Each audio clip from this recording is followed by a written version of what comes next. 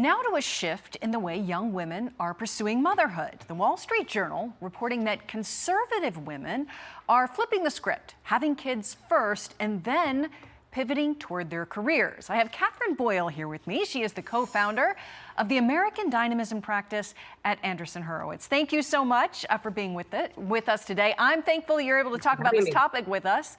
A fascinating one, and the gap is larger than you would think. So I just want to get your initial thoughts on this and this article, talking about how conservative women are flipping what has been seen most recently as something that's happening the opposite way, that young women are pursuing careers first and then focusing on family. Your thoughts? Yes, well, they're calling it seasons of life. To everything there is a season. And what they're saying is they want to focus on building a family in their 20s and then spend their 30s and the rest of their lives focused on career. So it's important to note they're not dropping out of the workforce entirely. Many of them are podcasters or researchers or have sort of a public life online, but they are focusing on family first and having children younger. Yeah, and there's actually stats on this from the General Social Survey. Pretty fascinating that as of 2024, 75% of liberal women in this particular age group, 18 to 35, were childless compared to 40% of conservatives. In 2010, the difference only 5 percentage points. So it's really been a big change. What do you attribute that to? Yes, well, I think one is there's definitely an ideological shift and definitely an ideological diversion between liberal women and conservative women. But this movement in particular is really related to a tech-enabled life that really started during COVID. Again, these are Gen Z women. They've grown up with their phones. They understand how to work online. And so they have the option not to go into work, to pursue careers that are really online native, and they can focus on their family while also having a podcast, having a book, having something that they're doing that's much more focused on the internet.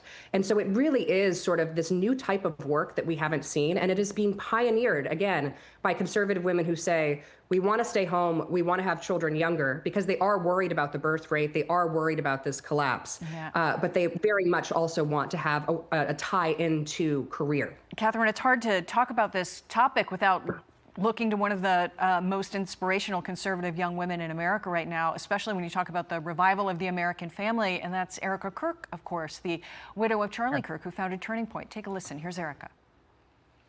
The greatest cause in Charlie's life was trying to revive the American family.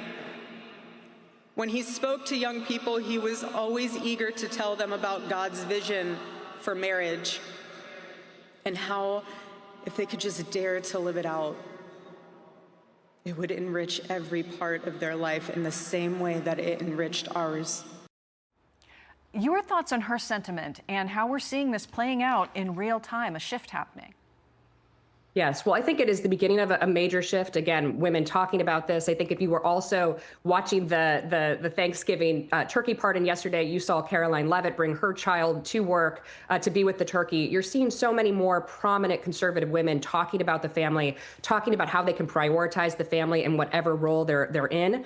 But you're certainly seeing it more among Gen Z women. It was not an option for millennial women. Millennial women, this was pre-COVID, they had to go into the office.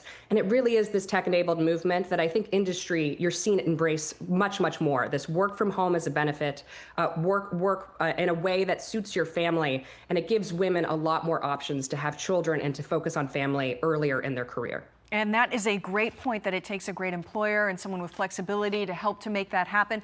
Catherine Boyle, thank you very much on this Thanksgiving Eve. We appreciate you.